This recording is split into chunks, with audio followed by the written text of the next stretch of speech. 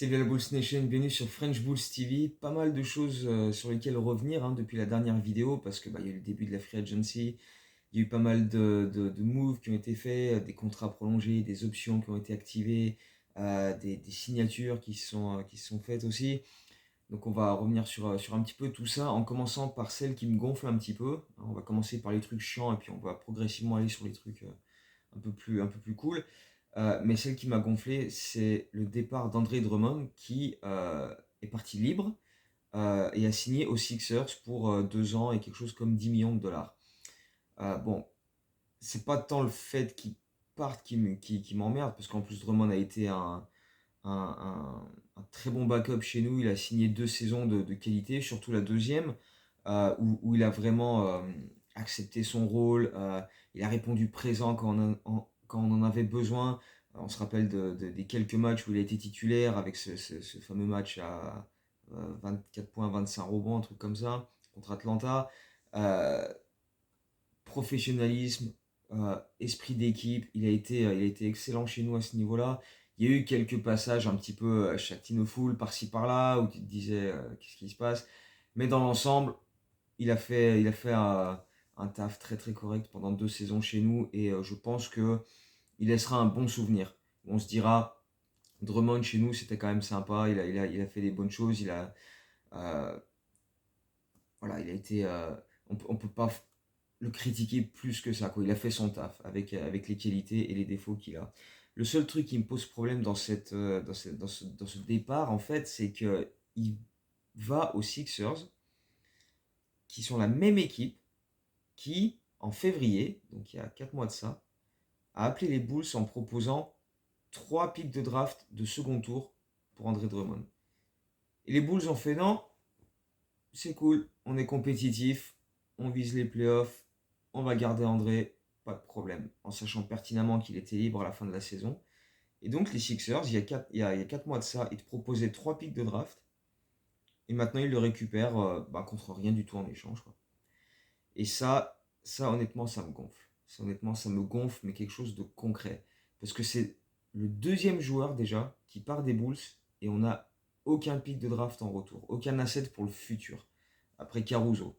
Parce que bon, Caruso, tu récupères Josh Giddey, ok. Mais là, ça fait quand même 2 joueurs dont on savait qu'il y avait des équipes qui appelaient, qui proposaient des trucs, et notamment des pics de draft, et où on a dit non. Et au final, ces 2 joueurs-là sont partis et on n'a aucun pic de draft pour compenser. Sachant qu'on part sur une logique de rajeunir l'effectif, de repartir sur un projet voilà, avec pas mal de jeunes, récupérer des pics, ce serait quand même plutôt pertinent à un moment donné. Et si tu les récupères pas sur les joueurs pour qui tu as des offres, quand tu récupères des pics de draft, quoi, parce qu'on va en parler tout à l'heure, Zach LaVine, Demar DeRozan, ça va être compliqué. Bref, voilà. Bonne chance à Drummond à Philly. Merci pour les 2 ans que tu as passé à Chicago. C'est juste dommage que les dirigeants aient pas eu trouvé ça malin de récupérer des pics de draft pour ça. Parce que même si c'est 3 pics de second tour, ça reste important. Ne serait-ce que pour avoir des assets pour le futur, pour inclure dans d'autres trades. Et puis on a très bien vu que les seconds tours de draft, si tu t'en sers intelligemment, regarde Ayodo Sunmu, Julian Phillips, et puis tu regardes un peu ailleurs dans la ligue, Nikola Jokic, etc. Tu peux faire des bonnes choses avec des seconds tours de draft. Donc c'est pas anodin. Si tu peux en récupérer 3 contre un joueur qui part libre 4 mois plus tard, faut peut-être y penser, quoi. Donc voilà, ça m'a vraiment, vraiment gonflé. Mais bon, passons aux nouvelles un peu plus intéressantes, parce qu'il y a quand même des mots nouvelles. Et notamment une qui fait plaisir, c'est la prolongation de Patrick Williams pour 90 millions de dollars et 5 ans. Alors, tous ces moves, toutes les signatures qui sont annoncées par Shams, par Woj, etc., ce sera officiel au 6 juillet, parce que c'est la date officielle de quand les transactions deviennent officielles. Mais bon, elles sont annoncées avant. Euh, donc, cette prolongation de Patrick Williams, elle a suscité pas mal de réactions très mitigées sur Twitter. Vraiment, ça allait de c'est un super coup à d'autres, ouais, je suis quand même dubitatif, etc. Et Dieu sait que moi-même, tout au long de la saison, enfin la partie où il a joué et la saison précédente, qu'est-ce que je lui en ai mis dans la tronche à P. Will. Euh, combien de vidéos j'ai fait à hurler ma frustration sur Patrick Williams avec son attitude désinvolte, son manque d'impact au rebond, un match où il met 25 points et puis le lendemain il prend 3 shoots. Enfin bref, il y a eu beaucoup de choses. Et il est clair et net que Patrick Williams a encore beaucoup de choses à prouver. Mais quand tu as la possibilité de conserver un joueur 3&D qui est déjà dans ton effectif, qui n'a même pas encore 23 ans, qui est ton meilleur défenseur sur les postes intérieurs, et qui peut encore donc progresser, parce il va avoir 23 ans au mois d'août, euh, qui peut progresser dans plein de secteurs, et que pour le signer long terme, tu utilises que à peine 12% de ton salary cap, eh ben, il faut le faire. Parce que voilà, 12%, voilà, ça fait même pas un huitième de ton salary cap. Pour un joueur qui va être clairement dans le top 8 de tes meilleurs joueurs, qui va probablement être ton titulaire poste 4, donc voilà, qui va rentrer dans son prime, qui sera encore dans son prime à la fin de son contrat, parce qu'il aura à peine 28 ans. Donc voilà, il va arriver sur les meilleures années de sa carrière, donc il faut l'avoir. Et puis, on se connaît, hein, la Bulls Nation. Si on l'avait laissé partir et qu'on l'avait vu éclater ailleurs, on aurait dit il aurait fallu le garder, tu vois, un peu comme Mark Cannon, etc. Donc voilà, hein, on sait très bien comment ça se passe. Mais bref, si Patrick Williams arrive à rester en bonne santé, sachant que voilà, il a fini sa saison au mois de février en se faisant opérer du pied, et apparemment il n'a pas encore le feu vert pour reprendre à fond, à 100%, mais s'il arrive à rester en bonne santé, et, comme on l'a dit plein de fois au fil des années, s'il arrive à exploiter ce potentiel qui est là, parce qu'on voit qu'il a le talent, on voit qu'il a les capacités physiques pour aller au cercle, qu'il est capable de shooter, qu'il est capable de bien défendre, s'il arrive à passer ce cap mental, parce que c'est plus mental que vraiment le talent pur, comme on l'a dit plein de fois, encore une fois, hein, là je fais que répéter ce que j'ai dit depuis 2-3 ans en vidéo, s'il arrive à passer ce cap, son contrat, on va se dire mais c'est un super contrat. C'est un super contrat. Alors par contre, clairement, moi je veux plus voir des matchs à 1 rebond, 2 rebonds ou même 0 rebond. Ça, mon coco, c'est fini. Là, faut plus. Non, non, et je veux plus d'excuses, hein. Pareil, je veux plus de justification. Genre, ouais, je refuse des shoots pour passer la balle à mes coéquipiers All-Star parce que c'est les leaders de l'équipe, ils ont besoin de prendre les shoots. Et non, non, non, non, non, non. Ça, j'en veux plus, ça. Puis Will, je veux que tu prennes tes shoots, hein. Je veux plus de trucs comme ça. Surtout que tu es capable de les mettre, hein. 41% à 3 points de carrière. Donc mon grand, tu vas shooter, hein. Je veux plus d'excuses, hein. Et puis tu vas aller me chercher ces rebonds et tu vas être une peste en défense parce qu'on a vu que tu étais capable de le faire, que tu étais capable de bloquer des drives, de jouer physique, de t'imposer. Donc voilà, comme d'habitude avec P-Will, faut qu'elle déclique. Mais s'il est capable de le faire, on va pas mettre longtemps à dire comme avec Kobe, comme avec Ayo Dosunmu, que c'est une belle affaire, que son contrat, voilà, on lui a signé un truc.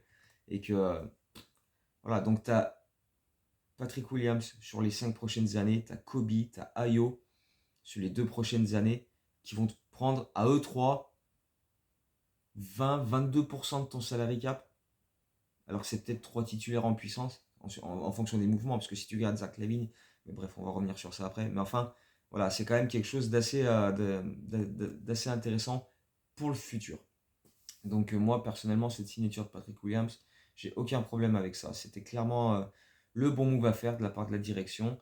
Après, on n'a pas les détails si genre la dernière année c'est une player option, parce qu'on sait qu'ils aiment bien faire ça, alors que voilà. On n'a pas le détail des salaires année après année, mais voilà, 18 millions en moyenne par saison sur les 5 prochaines années où il va être dans son prime, je pense que c'est quand même quelque chose d'assez intéressant.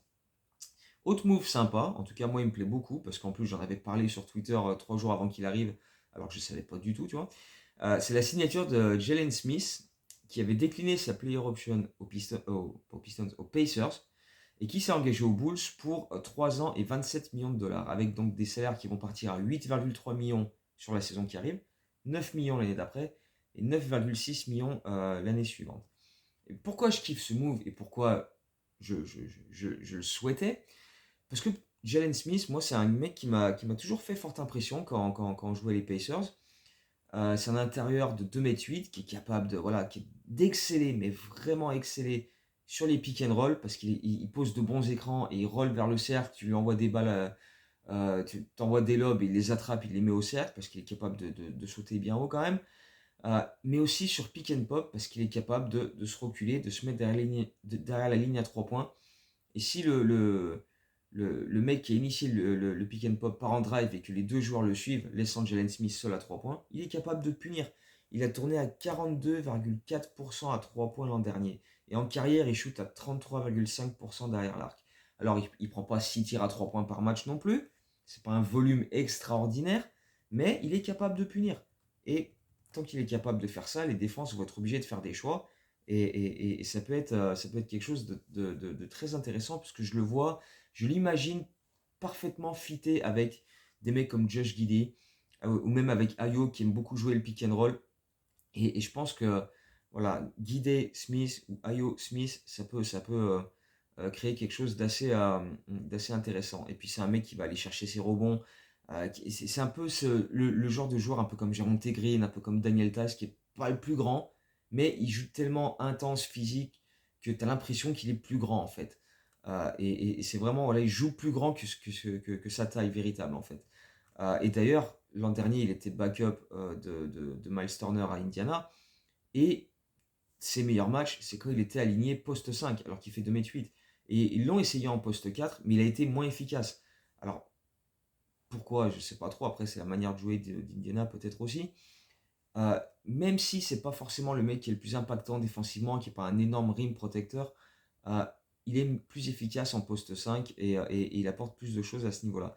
Mais de toute façon, avec Patrick Williams qui revient, avec Matas Bouzelis, avec le retour de Torrey Craig, on va en parler aussi, euh, il va probablement beaucoup plus jouer en poste 5 qu'en poste 4, donc il n'y a pas vraiment de souci à se faire à ce niveau-là. C'est le mec qui va prendre le poste d'André Drummond et être le remplaçant de Vucevic, quoi.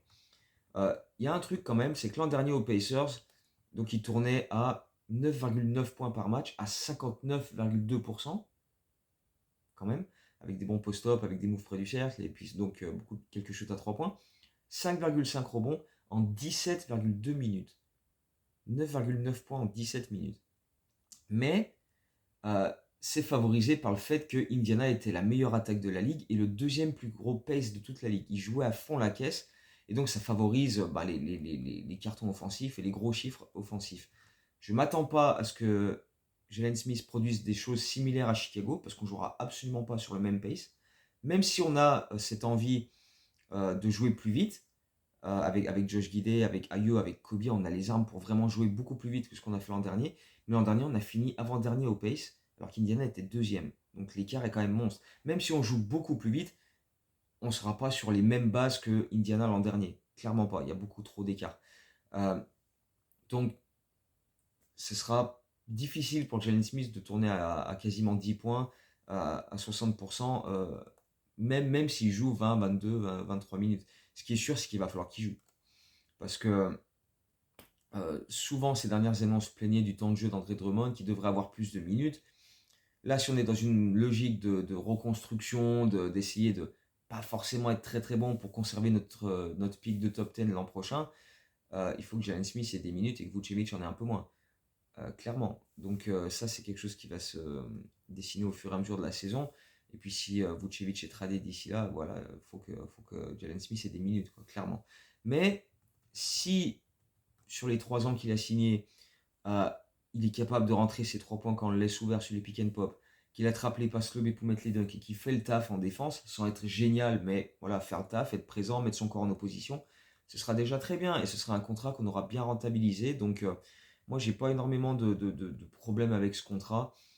Il est pas cher et c'est un pari qui peut se révéler intéressant, qui perd pas grand chose, même s'il fait au final, s'il n'arrive pas à faire la maille, voilà, c'est pas un contrat extrêmement emmerdant, quoi. Et ça fait que dans ton roster, tu as désormais 8 joueurs qui ont 24 ans ou moins. Donc là, le projet jeune est en marche. Tu as encore du Zach LaVine, du DeMar DeRozan, du Torrey Craig qui est revenu, du Vucevic, etc. Mais derrière ça, tu as plein de jeunes. Et tu as du Javon Carter aussi, donc il va falloir chercher à se débarrasser peut-être. Mais voilà, le projet jeune est en marche et c'est quand même plus excitant que ce qu'on a eu sur les dernières saisons. Donc on l'a dit, Torrey Craig revient, il a activé sa player option, ce qui est un petit peu une surprise parce qu'on pensait qu'il aurait peut-être des offres pour signer ailleurs pour plus cher. Et donc là, il a activé son option pour revenir pour l'an prochain à juste un peu moins de 3 millions de dollars, 2 845, quelque chose comme ça. Et on a également activé la qualifying offer pour Adama Sanogo, qui devient donc agent libre restrictif. Et donc on va voir s'il y a des offres pour lui et qu'il signe ailleurs et qu'on veut le matcher, ou si personne ne se manifeste et que du coup on le refait revenir en two-way.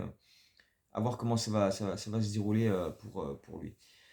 Mais bon, voilà, le retour de Touré Craig, pourquoi pas. Après tout, il a eu quelques blessures par-ci par-là l'an dernier, mais il a fait le taf quand il était là défensivement. Il a mis quelques 3 points, il a mis quelques points en post-up, il a attaqué le cercle. Voilà. Il y a cette fameuse séquence Shatino Full avec André Drummond, mais bon, voilà.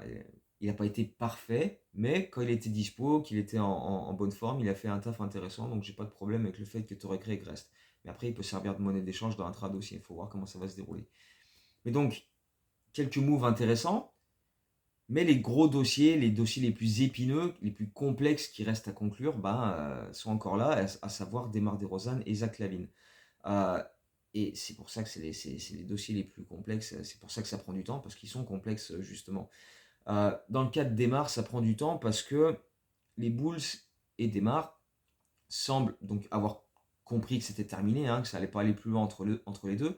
Mais ils essayent quand même, les Bulls, de trouver un terrain d'entente où ils pourraient réaliser un sign and trade pour envoyer Demar quelque part, donc en lui signant un gros salaire, en l'envoyant ailleurs pour que l'équipe en face absorbe ce gros salaire, plutôt que Demar devienne libre et signe au minimum dans une autre équipe, parce que les franchises ne se bousculent pas pour aller le chercher. Le problème, c'est que c'est compliqué d'avoir les deux à la fois. Un gros salaire pour Demar DeRozan et l'envoyer dans une équipe où il a envie d'aller. Parce qu'on sait qu'il a envie de retourner jouer, d'aller jouer à Los Angeles dans sa ville natale. Sauf que c'est compliqué pour lui d'avoir un gros salaire en allant là-bas. Les Clippers ont fait plusieurs moves là depuis le début de la free agency et n'ont plus forcément les finances pour le signer sur un gros contrat.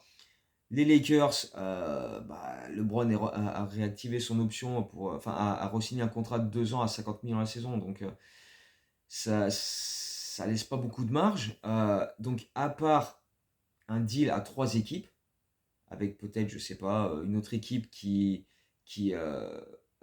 prendrait un joueur des Lakers, enverrait des pics aux Bulls pour que les Lakers puissent avoir la marge suffisante pour signer DeRozan sur un gros salaire. Mais sinon, ça paraît quand même assez compliqué. L'alternative intéressante, et c'est une rumeur qui a l'air de grimper ces dernières heures, c'est les Kings. Parce que Demar resterait en Californie, il serait pas hyper loin de Los Angeles, sa ville natale. Et puis, on sait que les Bulls sont. Le front office des Bulls suit depuis longtemps Kevin Huerter. Donc, s'il est inclus dans le trade, c'est intéressant pour nous parce que ça permet d'adresser le problème du shoot, et notamment à 3 points. Mais ça ne se fera que si Demar accepte un salaire moins important que les rumeurs qu'on avait il y a quelques semaines, quelques mois en arrière, où on parlait d'une prolongation de 80 millions sur 2 ans, quoi. Donc 40 millions la saison, Demar, faut faire une croix dessus.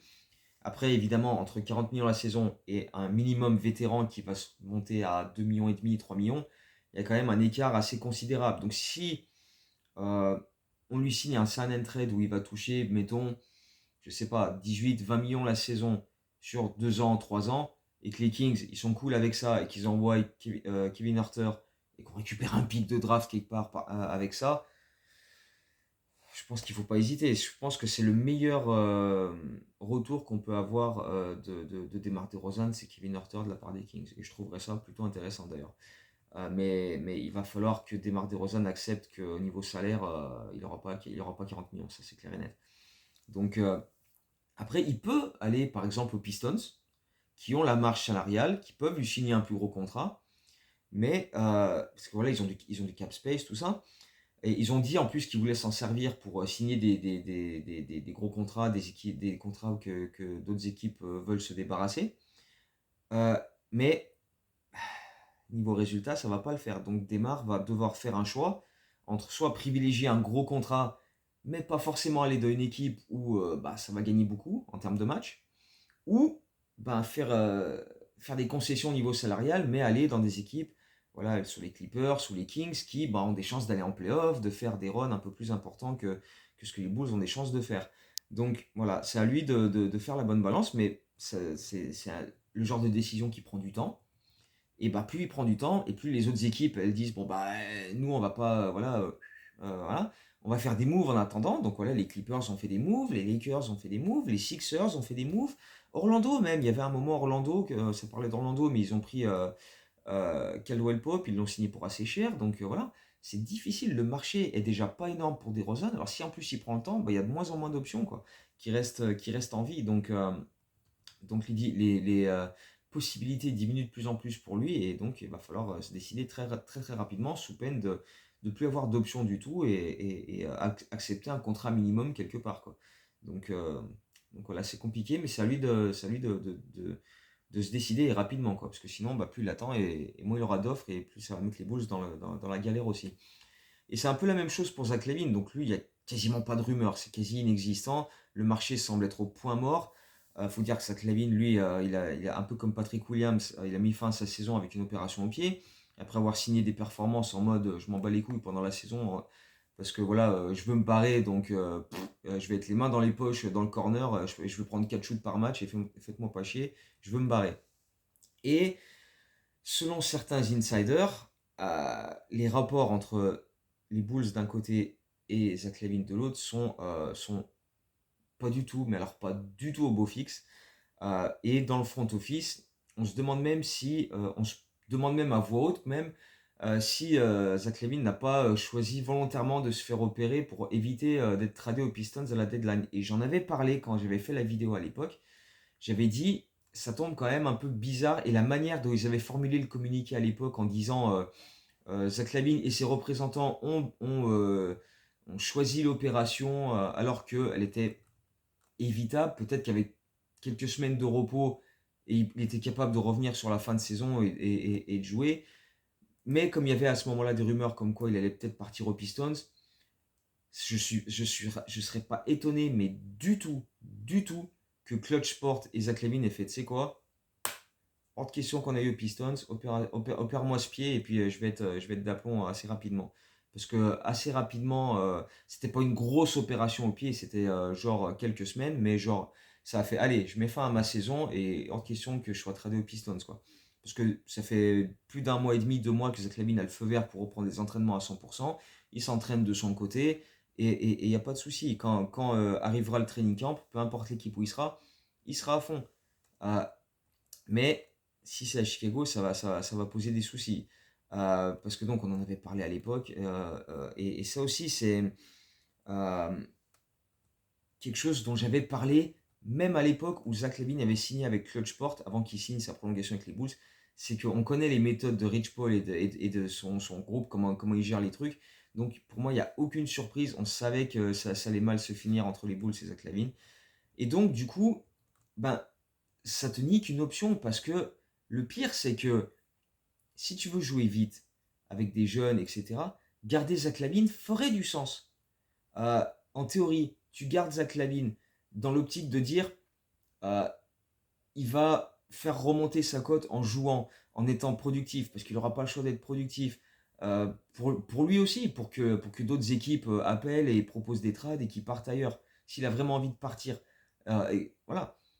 Sauf que si les Bulls ne lui font absolument pas confiance, et c'est difficile de leur donner tort vu le coup de pute qu'il leur a fait en février, si c'est avéré, mais il y a quand même de gros soupçons, et je ne serais pas étonné du tout que ce soit le cas, bah du coup les Bulls n'ont pas vraiment confiance en lui, donc bah il faut choisir entre garder Zach LaVine en espérant qu'il remonte sa cote, mais sachant qu'il a eu une attitude dégueulasse toute la saison, et qu'il n'y a pas de raison qu'il n'ait pas la même attitude pourrie si tu le gardes, ou trouver quelqu'un qui va le prendre cet été, mais contre quasiment rien.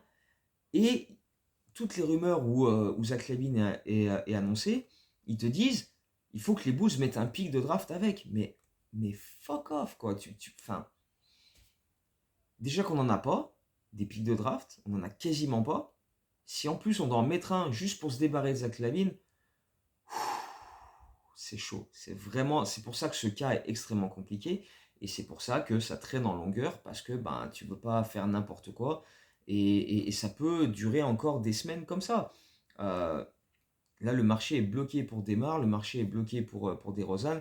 Si ça se trouve, voilà, ils vont être tous les deux là à la reprise, au training camp. Si ça se trouve, ça va prendre encore des semaines et des semaines pour que quelque chose se mette en place. Si ça se trouve, c'est en train de se faire. C'est quoi, regarde, on va regarder maintenant. Là, pendant que je fais la vidéo, je vais aller voir les comptes de Woj et de Shams pour voir si s'est passé quelque chose, s'il y a une update, et comme ça, on aura une réaction en live, tu vois. Alors, fais voir, Shams. Il n'a rien tweeté depuis 3 heures, donc, hein, ok. Le Woj, il n'a rien tweeté depuis 4 heures. Donc voilà, il s'est rien passé pendant que je faisais cette vidéo. Peut-être qu'au moment où elle serait mise en ligne, il y aura eu du nouveau, mais honnêtement, j'y crois pas beaucoup. Je pense que ça va traîner en longueur ces histoires et que ça va beaucoup nous gonfler. Bref, pendant ce temps-là, on a des joueurs qui ont joué. Et ouais, on a Vucevic qui est impliqué avec les qualifications, les tournois qualificatifs pour les Jeux Olympiques avec le Monténégro. Ils ont perdu contre le Brésil de Cristiano Felicio. Et ensuite, ils ont battu le Cameroun. Donc, ils doivent voir maintenant, voir s'ils poursuivent dans les matchs de qualification en fonction des autres résultats où ça va en être. Sachant que dans le match qu'ils ont gagné contre le Cameroun, il y a aussi Marko Simonovic avec le Monténégro. Il a fait un match à 18 points, il était meilleur marqueur du match. Non, mais le genre de truc, what the fuck. Donc voilà, il y a déjà eu 2 matchs pour Vucevic qui a signé 2 double-double avec sa sélection donc, et qui espère donc être encore là dans les prochains jours pour valider son ticket pour les Jeux Olympiques. Et il pourrait se retrouver dans le groupe de l'Australie. Non, il ne serait pas dans le groupe de l'Australie, mais en tout cas, il serait au JO. Et l'Australie est déjà qualifiée, elle, et fait des matchs amicaux où on a déjà vu Josh Giddey en action, même s'il n'a eu pas beaucoup de temps de jeu, parce que l'Australie est en train de faire des matchs vraiment pour déterminer qui va faire le roster final. Ils ont 17 joueurs et ils doivent en garder 12. Donc voilà, Josh Giddey n'a pas vraiment beaucoup de temps de jeu pour que les autres aient du temps de jeu, se montrer et voir qui ils sélectionnent. Donc ce qui est sûr, c'est que Josh Giddey sera aux Jeux Olympiques avec l'Australie. Ça, c'est une certitude. Eux, ils sont déjà qualifiés. Et puis, voilà, on a la Summer League qui débute très bientôt. Hein. On est le 4 juillet maintenant. Donc la semaine prochaine, le 12, le vendredi 12 juillet, la Summer League débute à Las Vegas. Donc on n'a pas encore l'effectif complet, mais on sait qu'il y aura Matas Bouzeli, il y aura certainement Julian Phillips aussi. Euh, je ne sais pas s'ils vont encore une fois envoyer Dalen Terry, mais en tout cas, on va suivre ça. Il y aura peut-être Adama Sanogo, il y aura sûrement du Henry Drell, etc. On va suivre ça, on verra comment ça va se dérouler. Et puis voilà, on suivra cette Summer League, on fera des vidéos pour parler d'un peu ce qu'on voit de la part de Bougelis et des autres. Et puis si entre-temps il y a eu des infos sur Demar DeRozan, sur Zach LaVine, et ben, on en parlera. Même si plus le temps passe et plus c'est quand même compliqué tout ça. Mais surveillez quand même la rumeur avec les Kings et voir ce que ça donne. Donc voilà. Dites-moi vous ce que vous en pensez, si d'après vous Zach va rester, si on va trouver preneur pour lui. Pareil pour Demar. Ce que vous pensez de la signature de Patrick Williams? Bon, on en a pas mal parlé sur Twitter avec pas mal d'entre vous. Donc, voilà, pareil pour Jalen Smith. Donc voilà, il y a quand même un petit peu de move, même si les dossiers les plus importants doivent encore être réglés. Donc d'ici que ça se mette en place, d'ici la prochaine vidéo, continuez de bien vous porter, profitez de votre été.